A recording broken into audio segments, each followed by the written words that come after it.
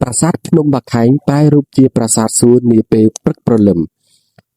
កម្របានឃើញណាស់អាជ្ញាធរជាតិអប្សរាទើបតែបង្ហាញទិដ្ឋភាពដ៏អស្ចារ្យនៃប្រាសាទភ្នំបាខែងនាពេលព្រឹកព្រលឹមមើលចុះប្រាសាទនេះត្រូវបានហ៊ុំព័ទ្ធដោយធម្មជាតិបៃតង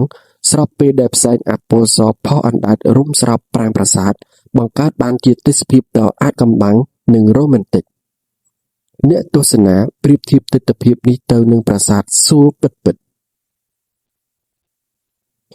បាខែងមិនមែនគ្រាន់តែជាទិដ្ឋភាពស្រស់ស្អាតប៉ុណ្ណោះទេនេះគឺជាស្នូលកណ្ដាលនៃរាជធានីអង្គរទី1គឺយសោធបរៈដែលត្រូវបានកសាងឡើងដោយព្រះបាទយសោវរ្ម័នទី1នៅចុងសតវត្សទី9ហើយតំណាងឲ្យភ្នំព្រះសុមេរុទៀតផងដូច្នេះបើចង់ឃើញទិដ្ឋភាពដ៏ពិសិដ្ឋនេះសូមទៅទស្សនាដោយផ្ទាល់ភ្នំបាខែងល្បីខ្លាំងសម្រាប់មើលទាំងថ្ងៃរះនិងថ្ងៃលិច